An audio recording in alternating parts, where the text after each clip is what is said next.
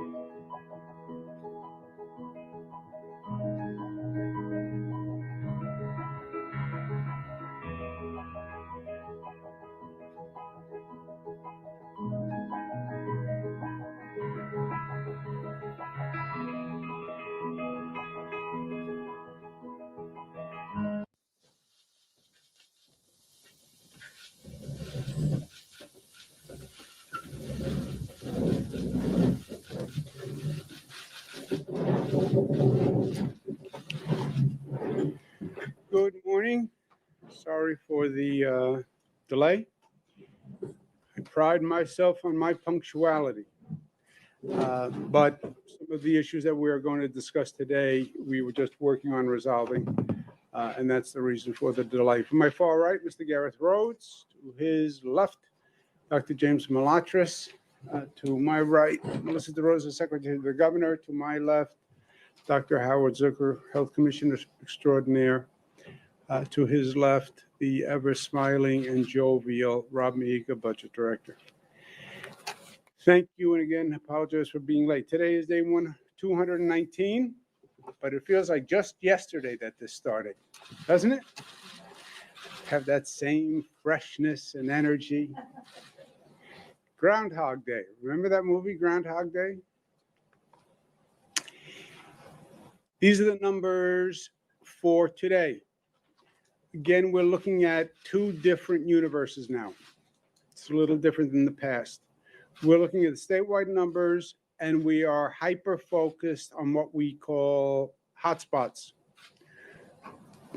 Where was the first hotspot in the United States of America? Trivia contest. New Rochelle. Yay! You win. 3 questions today. We had the first hotspot cluster in the United States, New Rochelle, New York. So we know this well. With oversampling in the hotspots and with testing all across the state. The 20 hotspot zip codes, 5.5%. Okay. Our hotspot zip codes are where many states are right now. And you'll see it in some of the numbers. Statewide positivity rate is 1.01 outside of the hotspot zip codes. 1% is an unbelievably low infection rate. And it's, as we're going into the fall, I believe it's going to be practically unsustainable. But it's remarkable that we're that low right now.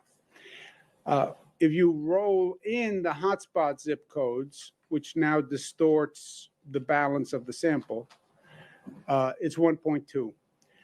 Number of deaths, 8. They are in our thoughts and prayers. Statewide hospitalization, 636. ICU, 149. Statewide intubation, 70.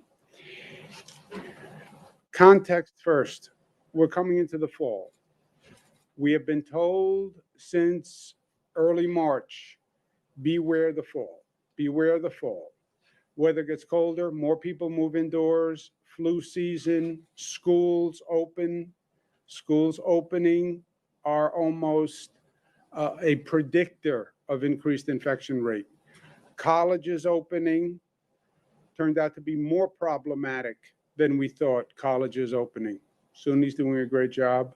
That's why Dr. Jim Malatras is here today. If SUNY was not doing a great job, Dr. Jim Malatras would not be here today. That's how you know that. So the fall is a challenging period, as we know. And we expect to see the infection rate go up in the fall. Context. All over the globe, the infection rate is going up. All over the globe. Countries that were doing remarkably well are now seeing spikes. USA overall is going up. Israel has a real problem. EU has a real problem. Canada has a problem. Argentina has a problem. The UK has a problem. And the UK, remember, they were up, they were down, they're up again. You look across the nation, states are all going up. So context, beware the fall, has been right. New York is the outlier in all of these international and national trajectories. We are the exception to the rule. This is the one situation where we want to be the exception to the rule, right? Other states up, other countries up. That in and of itself is a complicating factor because New York State is not hermetically sealed. We put a quarantine in effect. I know, but people still drive in. It's still water through a screen. People are still coming in on flights, international flights. People in Texas are coming in. People in California are coming in. People in New Jersey are coming in. So that's an added problem for us.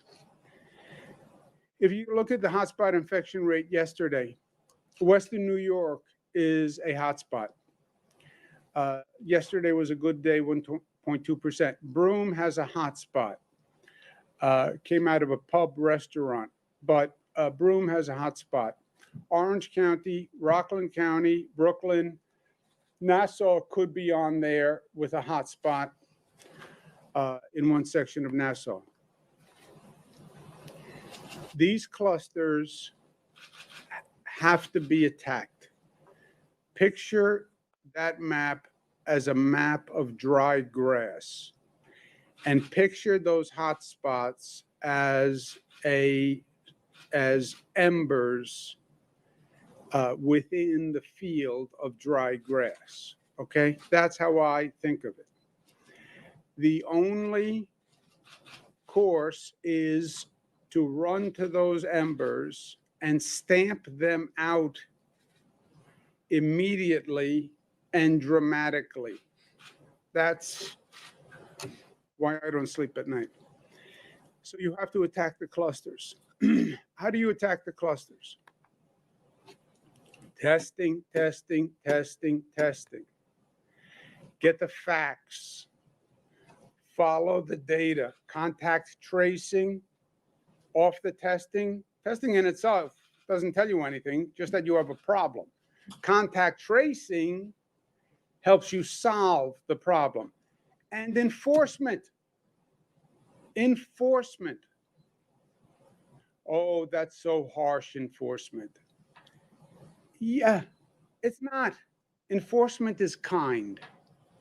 You know why? Because enforcement saves lives. That's what enforcement does. Lack of enforcement is not kind. I believe that. I believe that. And I have said that from day one. And the state has been bullish on this. And it has worked. It's worked. It's not like I'm putting forth a proposition. Enforcement works. Any rule is only as good as the enforcement. Don't speed. Are you enforcing it? Don't litter. Are you enforcing it? Any rule is only as good as the enforcement, especially when it's a rule that people don't want to follow. Seatbelts, only as good as you enforce it. Don't text and drive, only as good as you enforce it. I say to people when I see them texting and driving, I say to them, I pull up, I roll down my window, I say, hi, you are texting and driving. That is a violation of the law. I know, because I passed that law. It's only as good as the enforcement. We're New York tough. What's within tough? Smart. Follow the data, follow the analytics, disciplined, do the enforcement. Stick to the rules, stick to what's working. I've said this 100 times. But at this point in my life, I've said everything 100 times. Too many local governments are not doing enforcement. Warnings are not enforcement. Put a mask on or I will ticket you is not enforcement. Store owner, you're not supposed to have this many people in your store. We are past that. Everybody knows the rules. You don't have to pull over a car today and say, you know, you're not supposed to text and drive. That, they know that. They know that. What you wind up saying is, I got away with it. We've been saying you get away with it for too long. And we have lived through this repeatedly. This was bars and restaurants. How many times did I come before you and say bars and restaurants are a problem?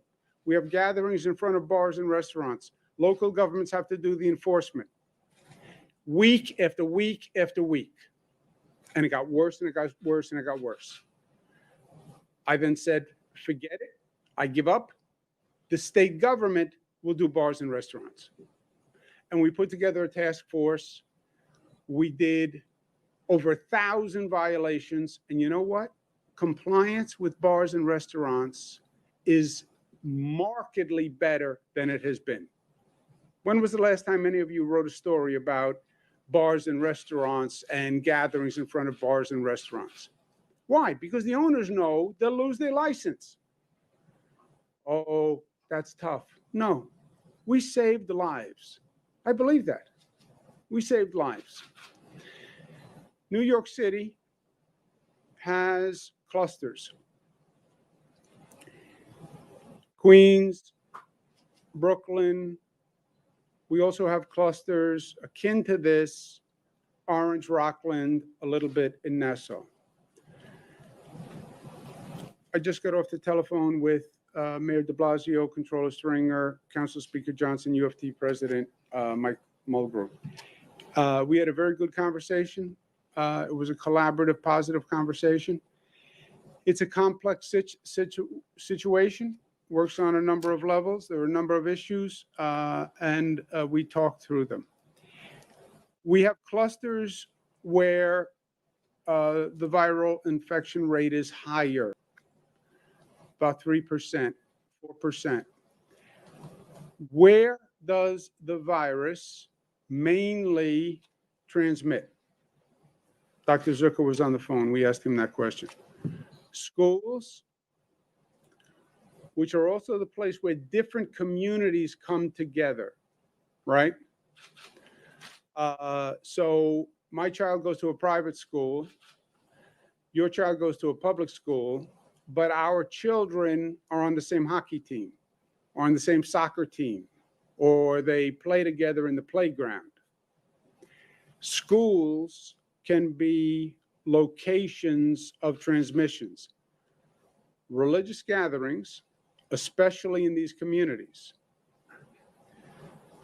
New Rochelle, first hotspot, was an Orthodox Jewish man who went to a temple, hundreds of people, and then a wedding, hundreds of people. Orthodox Jewish gatherings often are very, very large. And we've seen what one person can do in a group. Look at this rose garden with the president, by the way. Outdoor event. Oh, those are safe, outdoor events. No, no, no. Safer than indoor. Nobody ever said safe. Safer than indoor.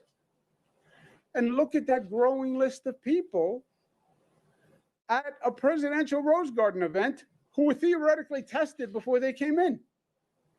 How many people could have been infected? 1, 2? And look at the spread in the rose garden. You know what happens here. You've seen it over and over again. Third are public spaces. These are basically in priority order. Fourth are businesses where consumers may interact, but that is way down on the list relatively. And the key to all of these areas is enforcement. All of them. We have rules for all these areas. We have rules for all these areas in place now. Well, then how's it increasing? Because people are not following the rules. That's why. On schools, my number one concern has always been schools. I said to the parents of this state, I will not allow your child to be sent to any school that I would not send my child. Period. And you have my personal word on that. I've spoken to thousands of parents who have called up and said, I'm worried about sending my child to school. I said, I won't allow a school to open that I wouldn't send my child to. That's my test. On the schools in these areas, not all of them have been tested. So we don't have data on all of the schools in these hotspot clusters. That troubles me. And on the telephone call, we were all basically in agreement. They have sampled some schools in the clusters, but not all the schools. And these are the hotspot clusters, right? So if you have to prioritize testing, you want to go to these schools first because you know they are in hotspot clusters. So some schools in those clusters we have not yet done testing on. Better safe than sorry. I would not send my child to a school in a hotspot cluster that has not been tested, where I did not have proof that the infection rate was low in that school. I would not send my child. I am not going to recommend or allow any New York City family to send their child to a school that I wouldn't send my child. We're going to close the schools in those areas tomorrow. And that's that. Religious gatherings. The city's proposal does not close religious institutions. We know religious institutions have been a problem. We know mass gatherings are the super spreader events. We know there have been mass gatherings going on in concert with religious institutions in these communities for weeks. 4 weeks. I don't mean little violations. You're only supposed to have 50, they had 55. I'm talking about you're only supposed to have 50 outdoors. They had 1,000. These are pictures from the past couple of weeks. And these are just emblematic. You've all seen pictures like this for weeks. What did you think was going to happen? What did you think was going to happen? Religious institutions are mass gatherings and raise the greatest potential. It's schools and it's large mass gatherings. Schools, frankly, because they're students, and that's where our heart goes, our priority goes. But in terms of numbers, it's large gatherings, and large religious gatherings are large gatherings. These have been going on for weeks. You don't see masks, and you see clear violation of social distancing. When were these pictures from? Well, the one on the right is more recent than the one on the left. Okay, but they're in the recent past. So this has been going on for weeks.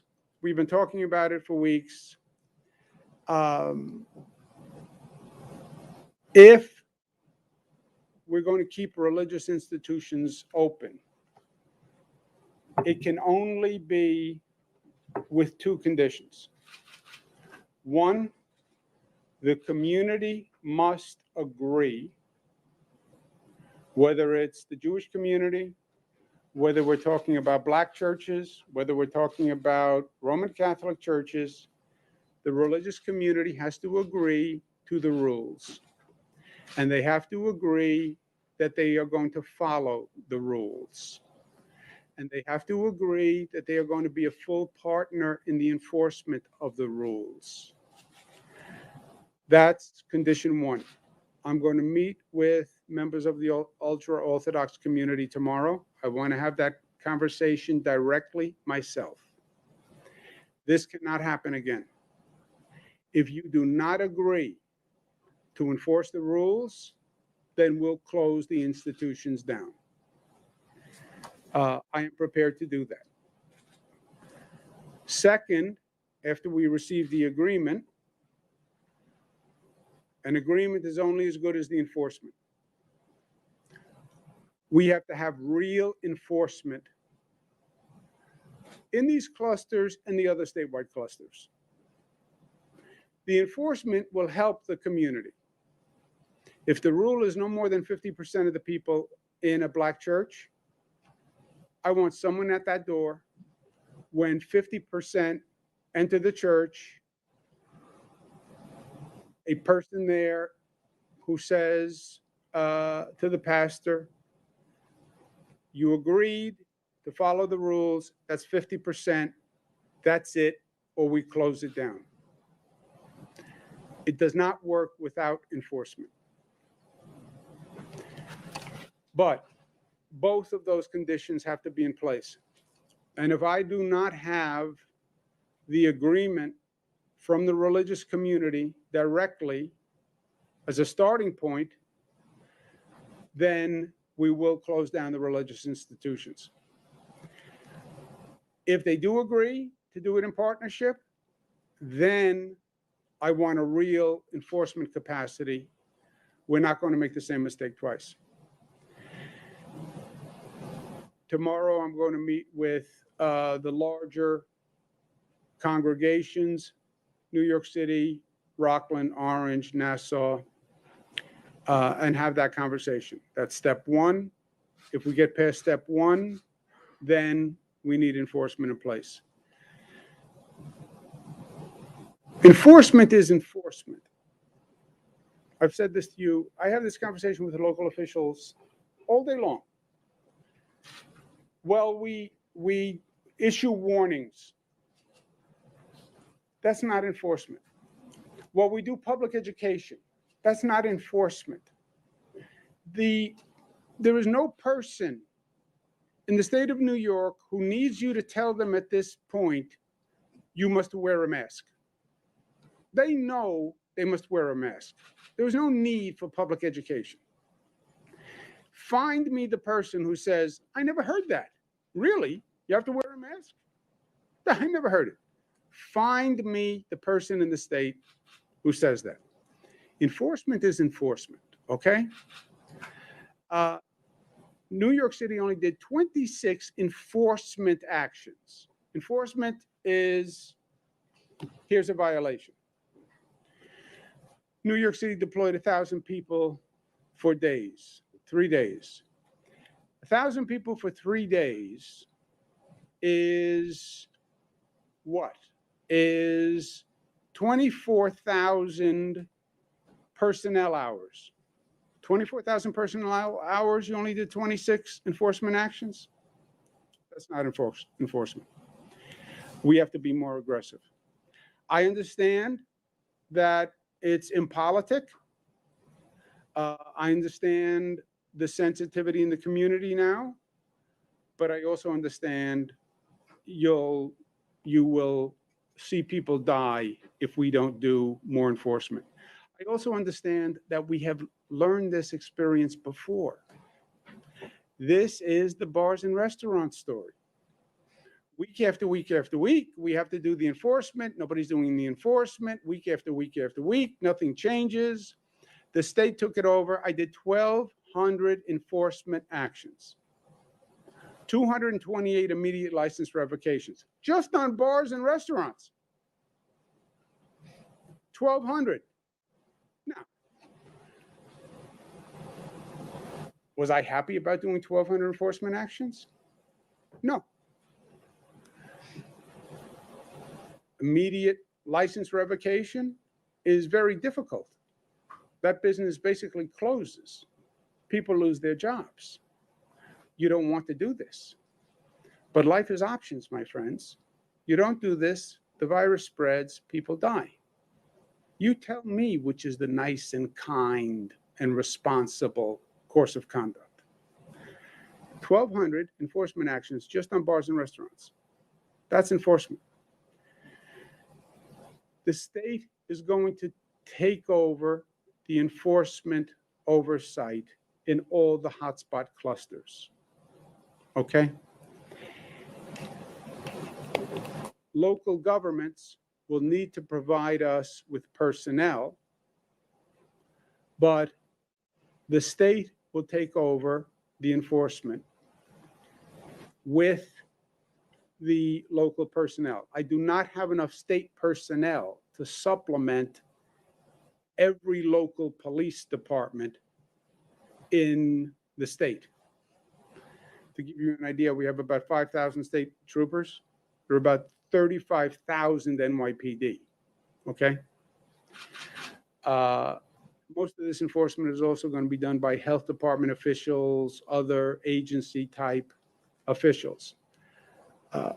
I said from day one to the local officials, I understand this is all tough stuff. And politicians like to make people happy as a general rule. I like to make people happy as a general rule too. I just have a superseding rule, which is I like to keep people alive. I'd rather you be alive and angry at me than have people happy with me. I'm elected to do a job and be responsible, and that's what I want to do. I said from day one, blame me.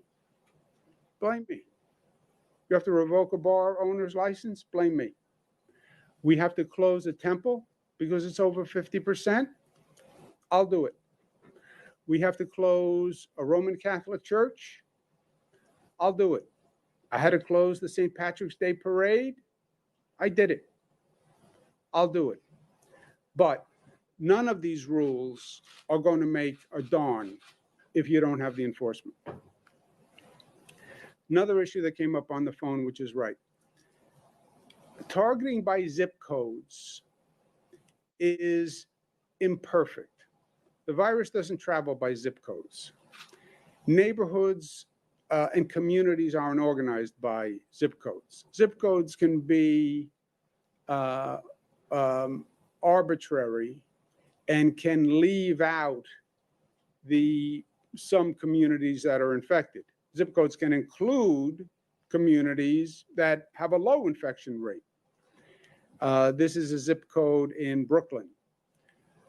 The white areas are inside the zip code, but we have the infection rate by address. You have areas in that zip code that aren't infected.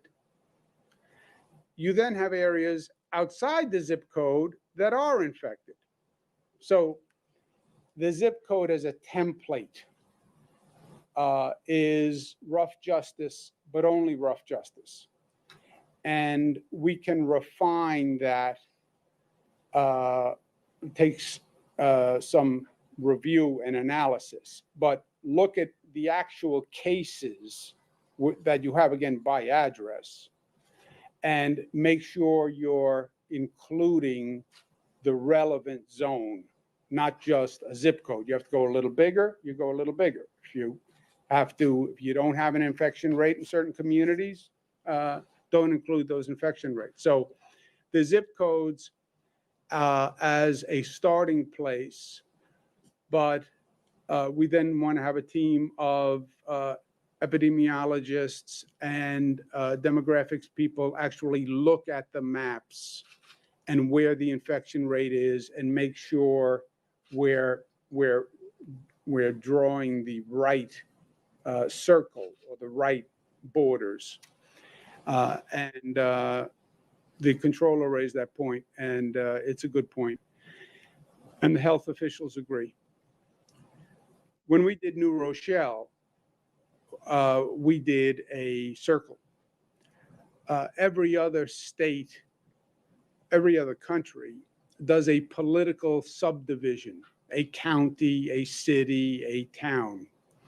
So the zip codes are not the best template to use, and we want to refine that template.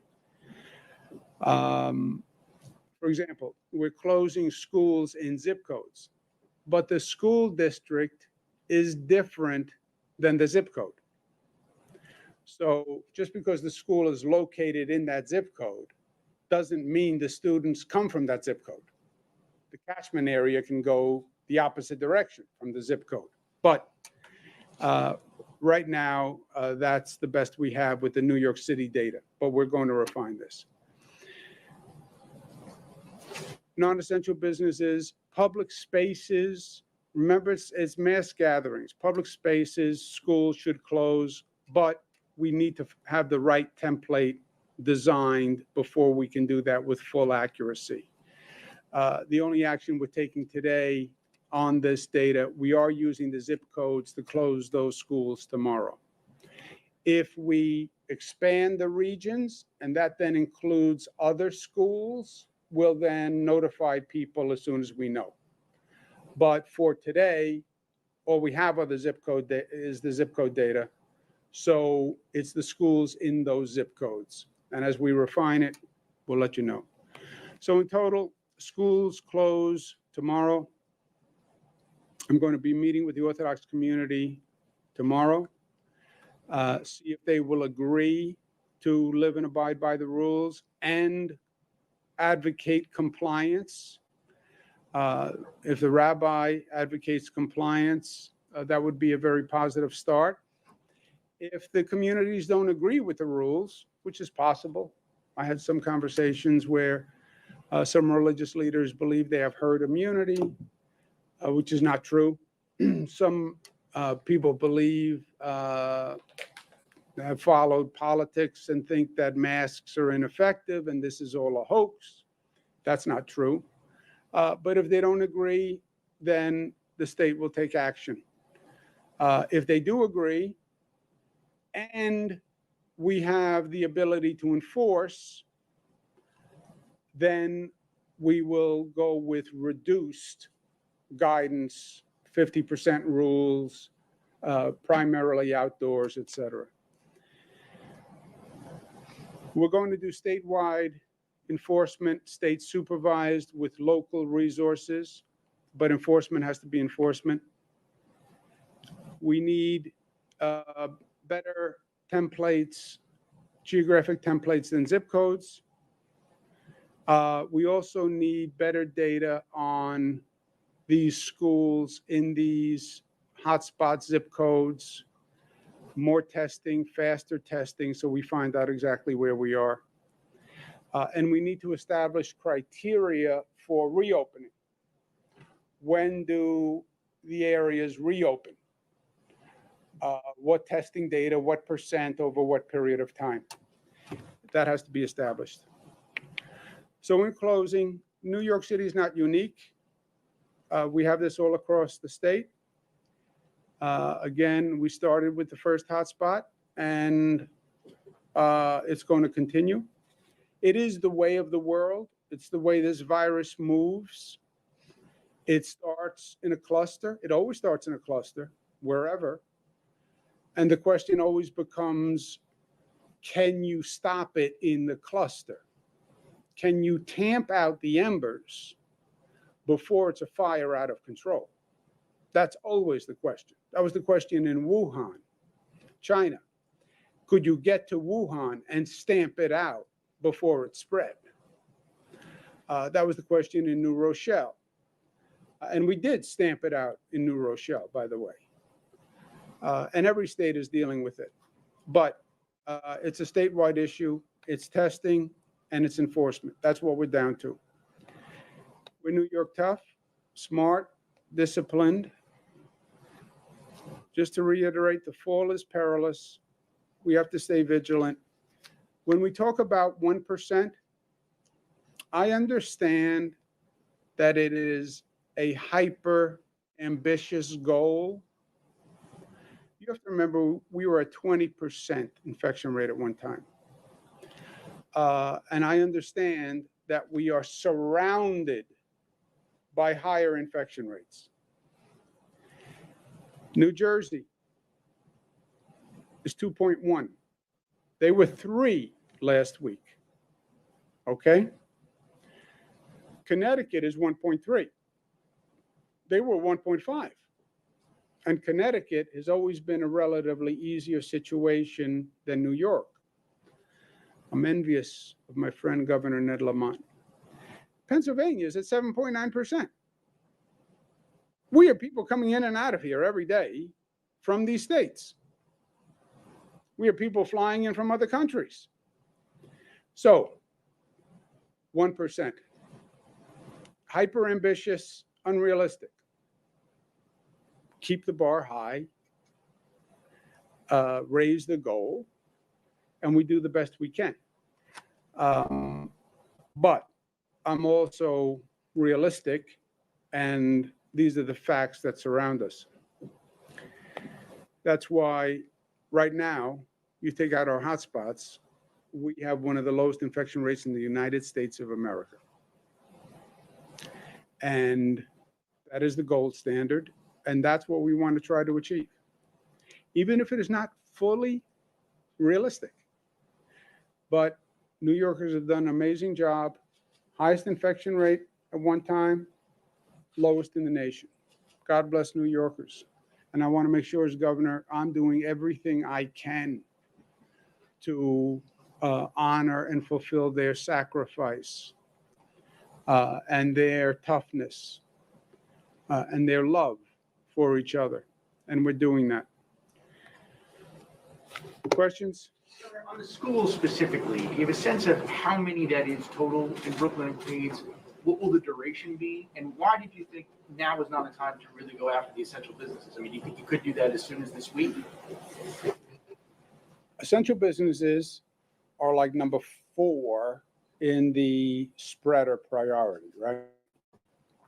Schools, mass gatherings, religious institutions, especially in these communities, public spaces, businesses. But the businesses are not mass spreaders. You know, you're talking about small stores. We're not talking about large box stores in these communities, right? We're talking about small stores, the difference whether you had 6 patrons or 8 patrons at any given time. And we want to, the businesses will be really affected by the lines you draw. And we're going to, I believe we can draw better lines than a zip code. And before we create confusion, on one side of the street you're open, one side of the street you're closed. Why? Well, the zip code line is on this side of the street, not that side of the street. Let's get the right template, and then we'll take those actions. But the big generators, schools, it's children. There are about, do you remember the numbers of schools we said were in these areas? Mike said it, how many were tested? Probably 28 or 28 or 30, like 180 or something like that. Many of the schools in these clusters just have not been tested yet. And that gives me concern. And they are possible transmission places. And then it's going to be the mass gatherings and the religious institutions. And those are the pictures, right? That's what it is. It is those super spreading situations. And that's what we have to get a handle on.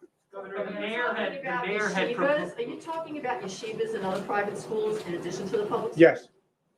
The mayor had proposed Wednesday to close the schools. You're moving that up one day.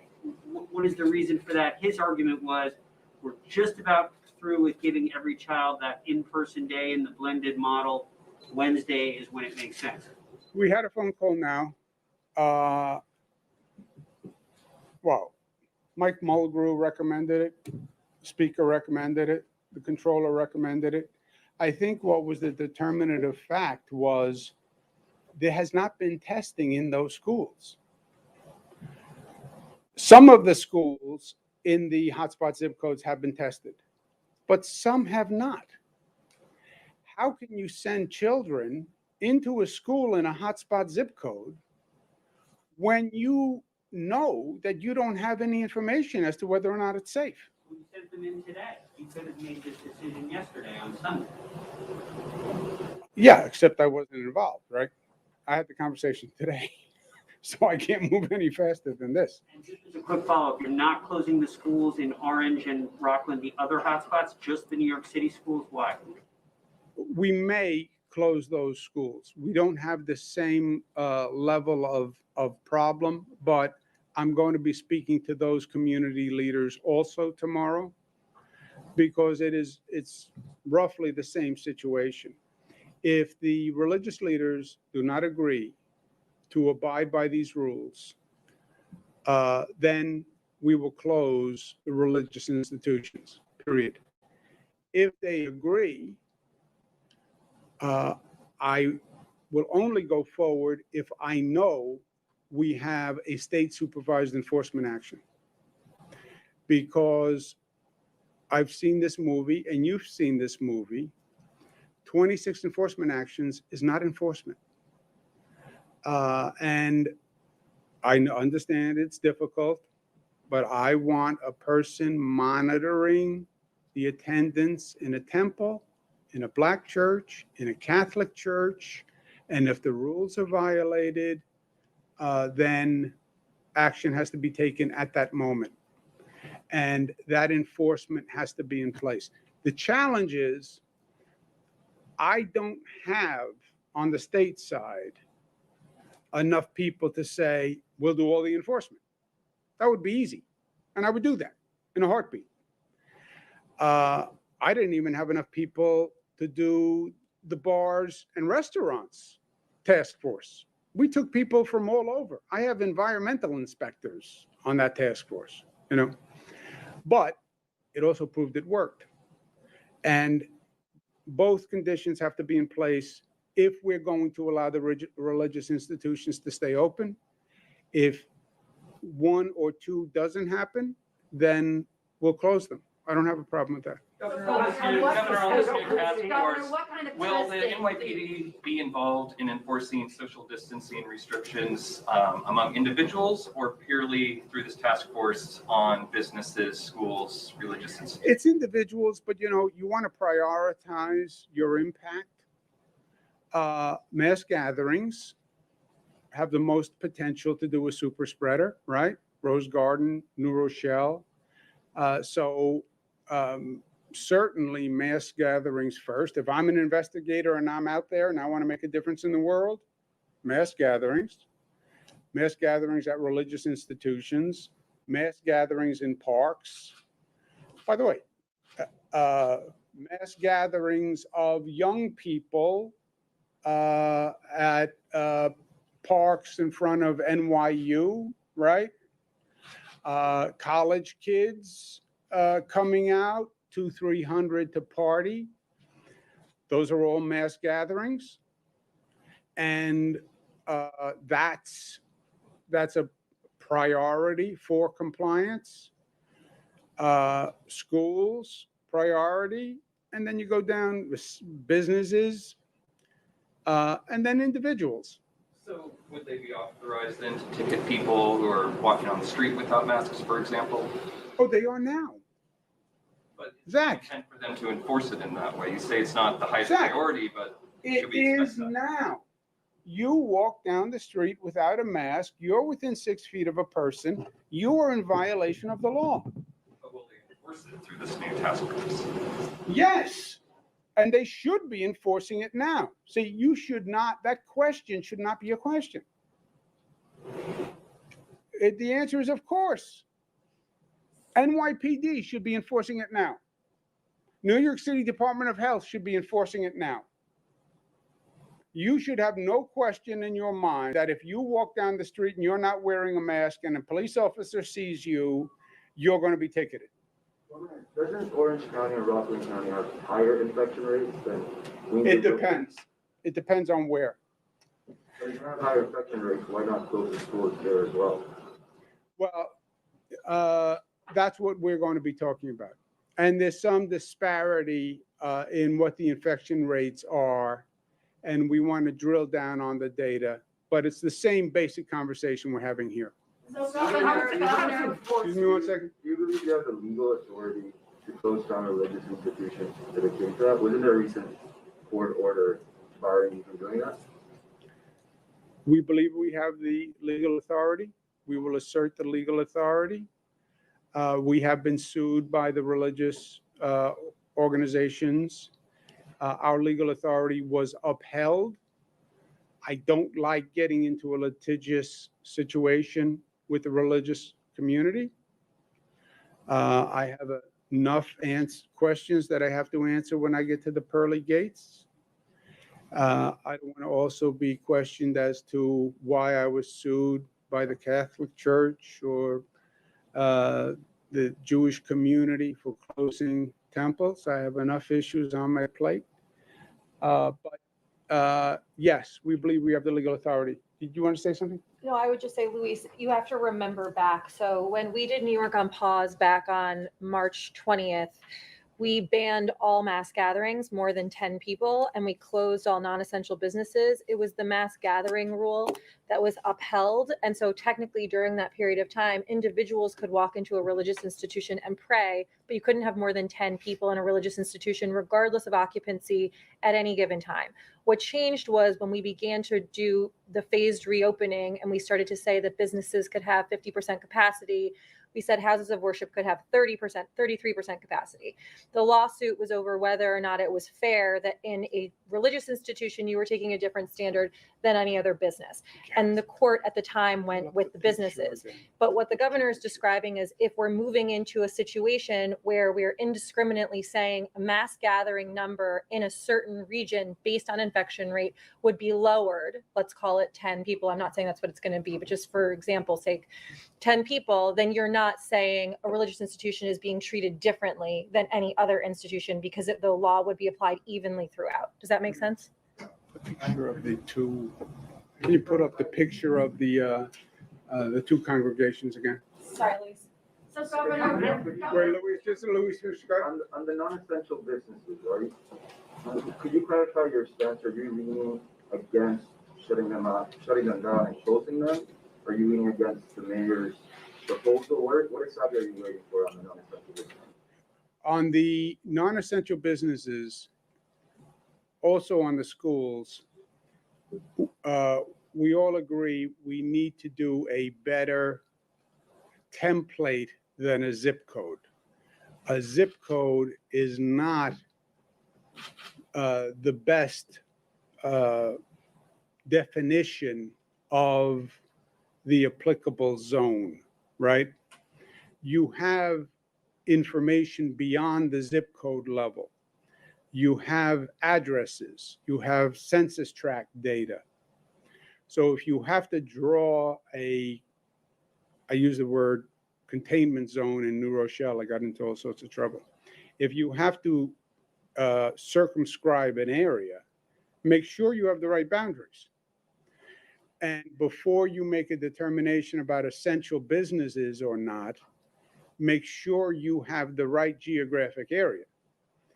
Because you will be closing businesses, and if you don't do it right, it'll just be arbitrary and capricious, and then they'll bring you into court, and they'll say, it's just because I happen to be in the zip code, and one side of the street, the deli's open, on the other side of the street, the deli's closed. What sense does that make? All you're doing is bringing the people across the street. So what is the best area? Once we have that done, then I don't have a problem with closing the essential businesses. Then you determine for how long, by what data, etc. But even all of this comes back to, do you have the enforcement capacity to enforce any of this? All these great rules. Yeah, but do you have the enforcement capacity? So I know we're giving you a lot. First action, close the schools tomorrow, use the zip codes, because that's all you have for now. If you come up with a different template, when you come up with a different template, if it includes additional schools, include additional schools.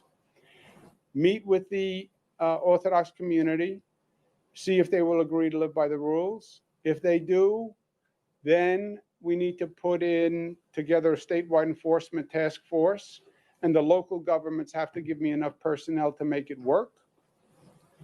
And that will be statewide, including New York City.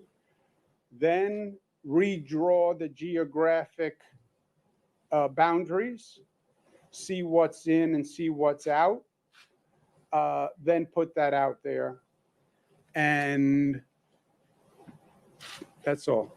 So, Governor, why do you think Mayor de Blasio has not been able to pull the trigger on enforcing these things? You'd have to ask the mayor. I'm asking you. I know you were asking me, and that's why I'm saying you have to ask the mayor. Look, I think it's not just a New York City issue. It's local governments, plus or minus. Some are very aggressive, by the way, and do a great job. But some have been very reluctant. And that's why I had to do the bar and restaurant task force. I mean, how many times did you sit here and I saw the skepticism in your face when you'd say, here he goes again with his bar and restaurant rant. But yes, how many weeks did we say, look at the crowds, look at the pictures, look at all the young people in front of the bar, do something? They did nothing. Part of it is the environment, you know, the NYPD tension with the community. Do they want to engage in this kind of activity? Then you go to, the mayor's been using the sheriff. The sheriff's office is 150 people. What do you think 150 people are going to do? I mean, it's just not enough. And then you have the political overlay. You're dealing with government saying to religions, you shouldn't have more than X people in your church or your mosque or your temple. That's a politically uncomfortable situation. You know, I have to say to the Orthodox community tomorrow, if you're not willing to live with these rules, then I'm going to close the synagogues. I have had a 30-year relationship with the Orthodox community. It goes back to my father. I have a very close personal relationship with them. This is the last thing I want to do. Forget the politics. I don't care about that anymore. Personally, I don't want to have this conversation. It's a difficult conversation. And you're right on the line of government intrusion on religion. So it's hard. I didn't want to close down 1,000 bars, put people out of work. You know, it's hard. But I know in New York City's case, 26 enforcement actions. That, with this rampant, ongoing violation, you think 26 enforcement actions was going to stop it? No. So the state is going Do you to have that oversee, picture? the state is going to oversee the enforcement with local personnel. What does that mean, and why is it going to be different than what you just described? I would have, what we did with the bars and the restaurants is I used state personnel from all across the state, and it was run by the state police and the SLA. Here we'll have a task force put together, run by the Department of Health and the state police. And local governments will need to assign people to that task force who are supervised by that task force, deputized by that task force to give out state summonses as directed by the supervisors of that task force, right? So you can be a Nassau County Department of Health official. You are assigned to the task force.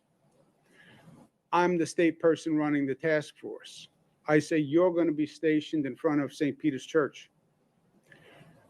The capacity is 150. You stand at the front door.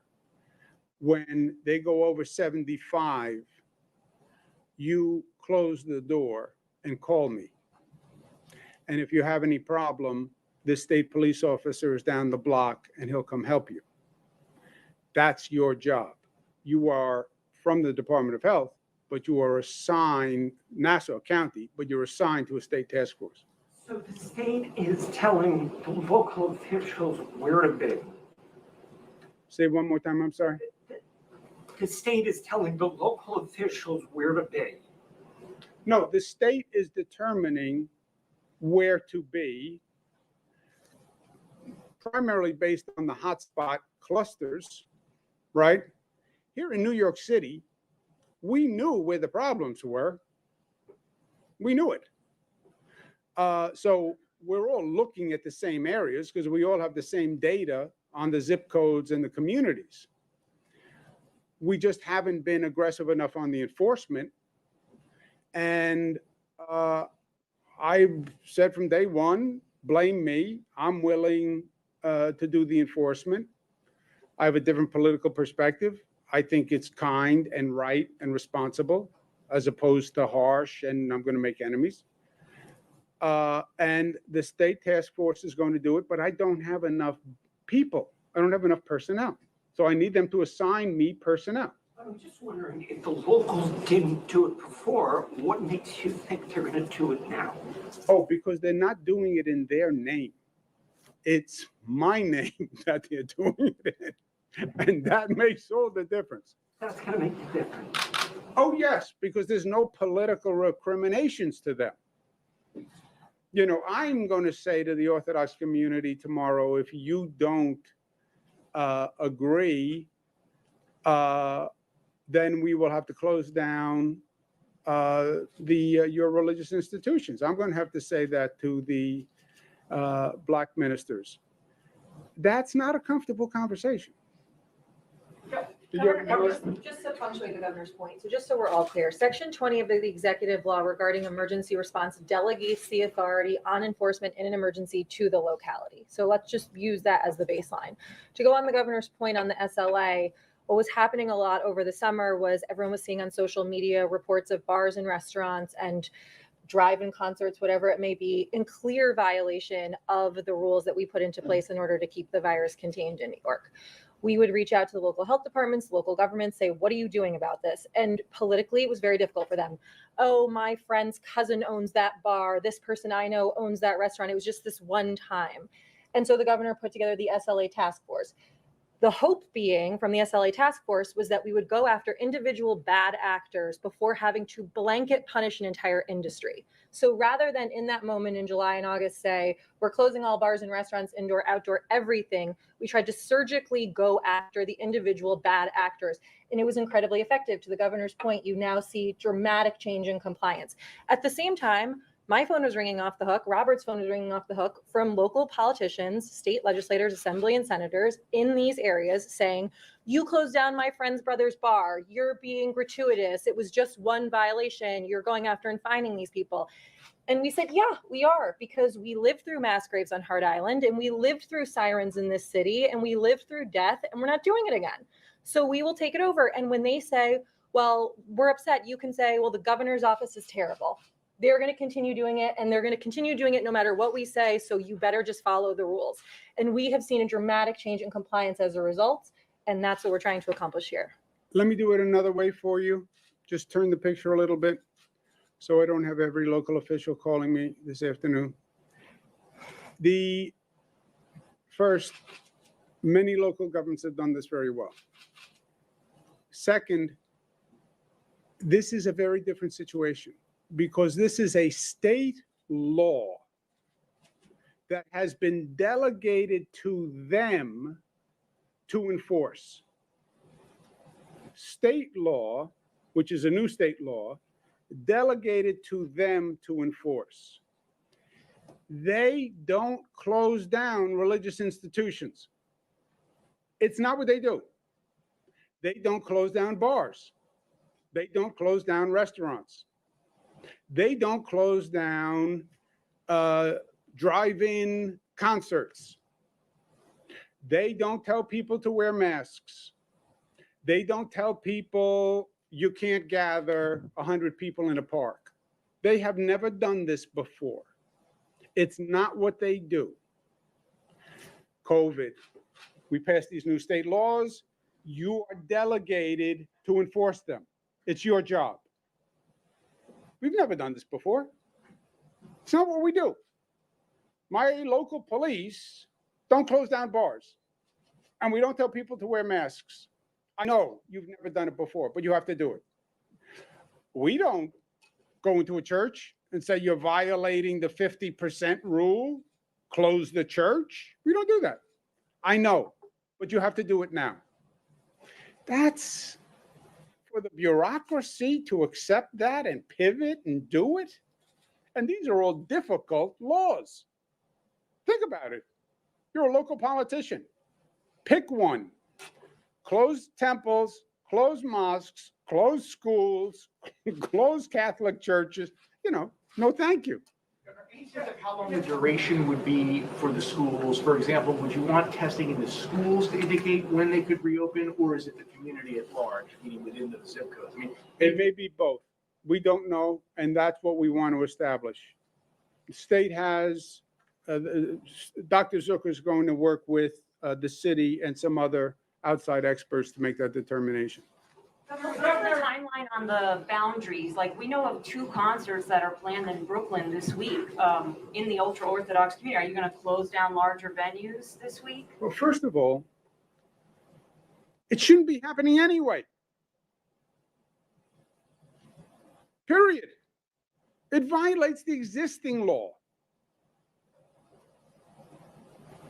That's what you have to enforce the law. Statewide, I've gone through this in Suffolk. They had a music concert fundraiser in one of the towns in the Hamptons. You can't have a concert mass gathering today. You can't. I don't care what zone you're in. You can't do it. Governor de Blasio yesterday announced a plan, asked for your approval, set a presser for 12 today. You all scheduled one for 10:30, then 11:45. I understand you had to meet with him first, or meet over the phone, discuss it, your team and his team. But I wonder if you could explain to the public why you couldn't have a joint announcement, a joint press conference. We and the world could ask you all these questions together and have a united front. I think a lot of people have a lot of frustration about that division. Could you explain it to them? No. You have a federal government, you have a state government, you have a city government, you have county governments. This is a situation where by law, it's governed by state law. The mayor said that yesterday. The mayor said, I have a plan, I'm going to propose it to the state. Okay, now I have to review it. I have to see what the speaker says. I have to see what the Hasidic community says. I have to see what the police say. I have to see what the controller thinks. I have to see what my health officials think. It's a complex issue, right? And he did announce it. So people now want to know. It's caused a lot of aggravation. My phone has been ringing off the hook. Hasidic community is very concerned. Parents are very concerned. What's happening? What do you know? So I want people to know as soon as possible, especially your schools are closed tomorrow, so you can figure out what to do tomorrow.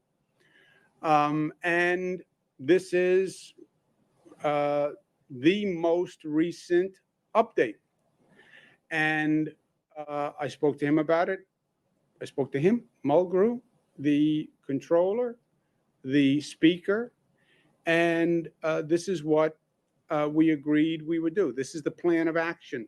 You are hearing it as soon as I could get it to you. Governor, what kind of testing going forward do you want to see in schools? You said there's not enough going on, and the city, at least the city schools, were doing monthly random testing, a certain percentage. Do you want to see something more than that? And then how about the yeshivas or religious schools in these areas? Do you want to see more specific testing? I would say 2 things. I would say 3 things. First, I probably know more testing than any non-testing expert in the state. And I know more about testing than I ever wanted to know. And we do more testing than any state in the United States. But I know what I don't know, and I want to get the input. We have the best global experts that we work with. I want to hear what they think. But number two, if you know you have a hotspot zip code, test that school.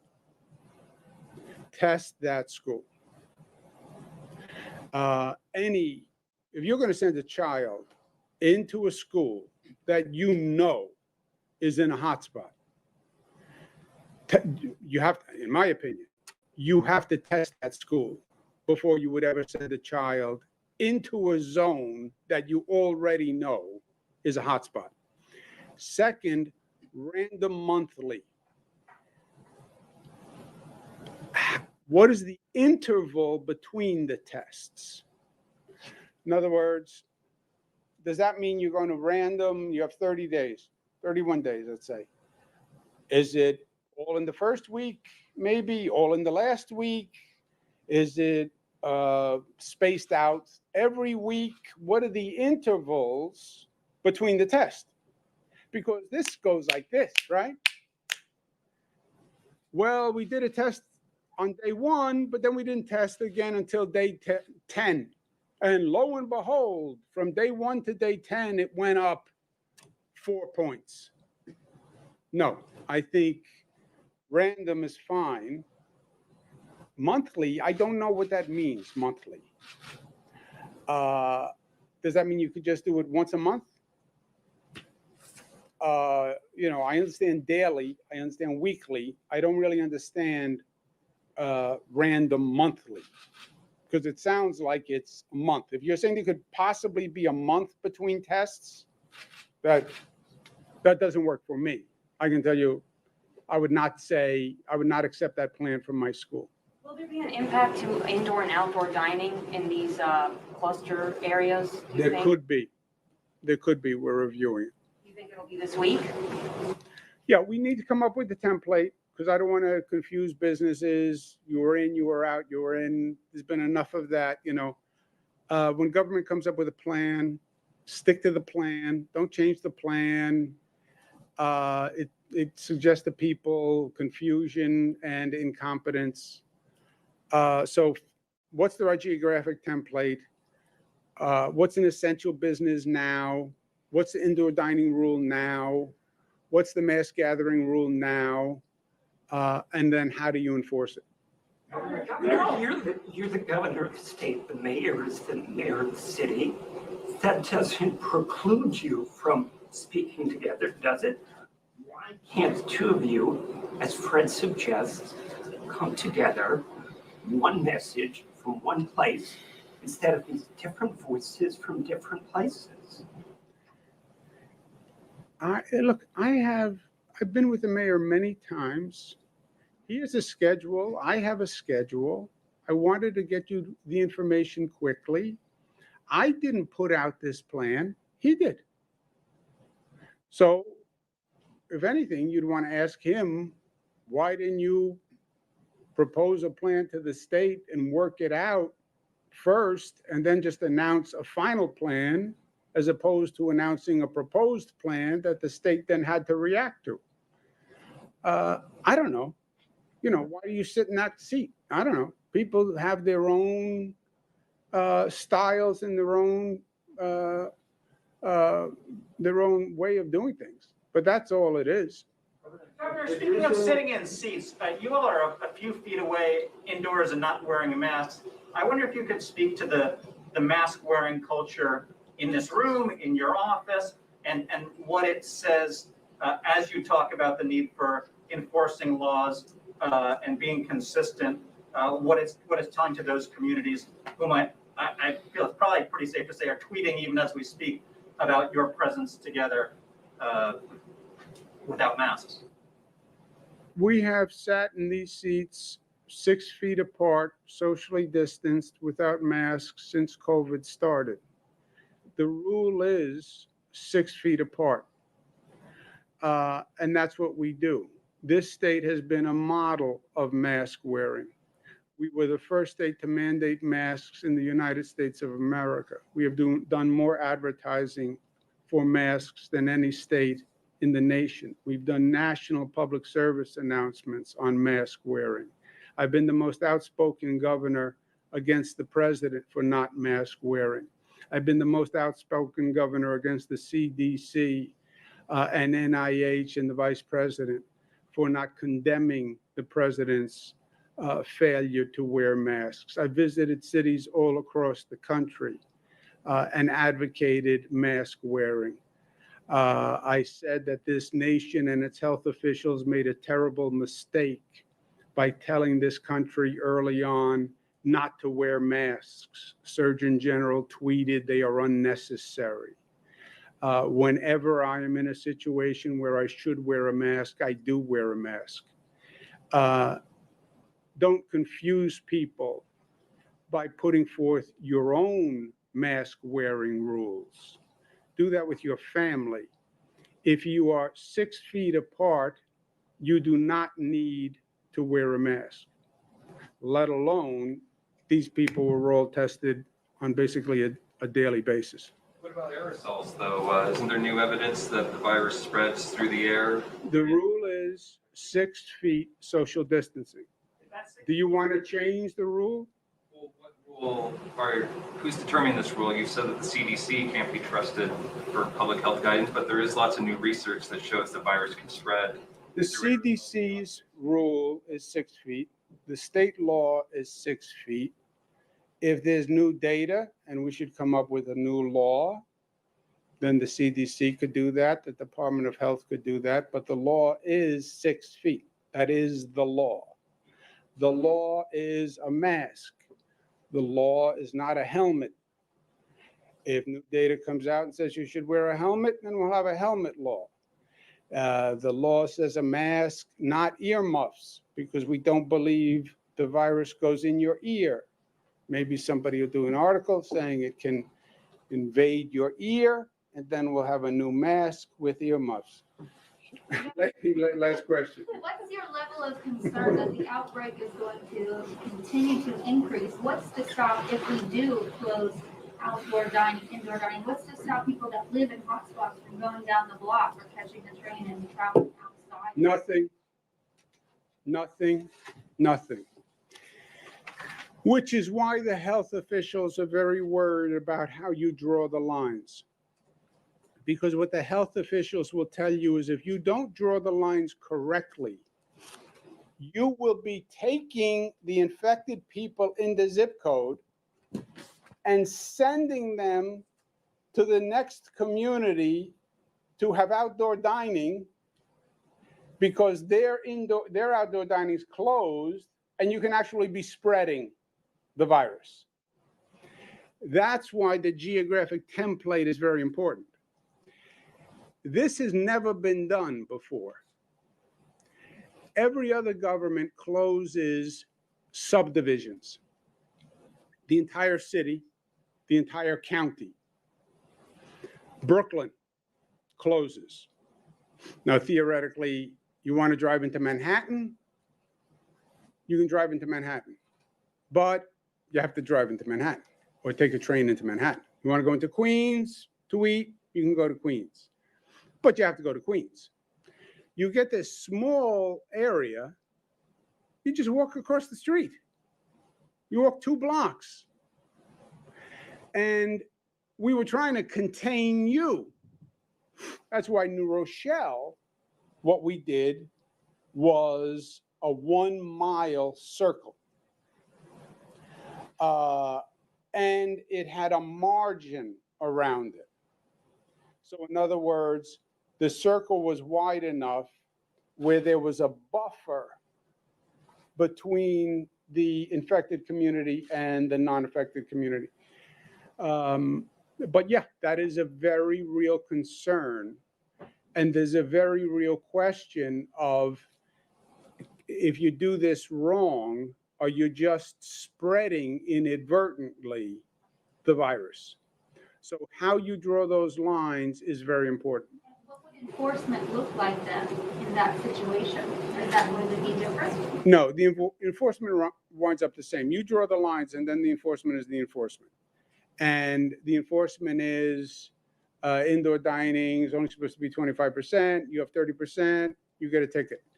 It's supposed to be outdoor dining, whatever the rules are, they enforce in that template, but you're right. Make sure that template is right. If you're saying you don't have enough data from some schools and that some schools aren't testing enough or don't have the adequate capacity, should those schools have been allowed to reopen in the first place? We didn't say no. We didn't say inadequate data. There is no data. These schools opened and have done no testing. That was the city plan that the New York City parents signed off on. And the New York City Teachers Union signed off on. They had this random monthly testing plan. But they did not have a provision that said if the higher infection rate zip codes will be tested first. So I think this has been educational for them, and that's something you want to look at. My point is, you have no data on some of these schools in these hotspot zip codes. Would you send your child to school tomorrow to a school that you knew had no data on infection rate, but didn't know it was a hotspot zip code? Would you send your child? I don't have to. Good answer. But you approved I wouldn't. So that's how I do my decision. Sorry? You approved the city's plan. No. State put out guidance, and then the 700 school districts came up with a plan pursuant to that guidance. I said 876 times, put the plan on the web, let the teachers union look at it, let teachers look at it, let parents look at it, let the reporters read the plan and report on the plan. And if a savvy reporter sees an obvious hole in the plan, I'm sure they will write about it. Kabish. Thank you, guys. Shutting it down. There's a concert on Utrecht Avenue right now in Brooklyn. I'm told it's crowded. Who should be enforcing that? The city of New York. The NYPD? The NYPD, the New York City Department of Health, today is in charge of enforcing the laws. That's what I'm saying. We have these laws. Everybody knows the laws. They're not being enforced. They have to be enforced. Well, we have tension with the police. We have tension over here. I don't want to. I get it. But if you don't enforce the law, the virus will spread. So your question is relevant. There's an ongoing activity that violates the law. How is this possible? That's why I'm saying I want state supervised enforcement going forward in these clusters, because I am unhappy statewide with the enforcement that's been going on. If you had done the enforcement, these things don't happen. You saw the pictures. How did the virus get high? That's how the virus got high. So there's no mystery here, right? Thank you, guys. Trump, thank you for the good basket.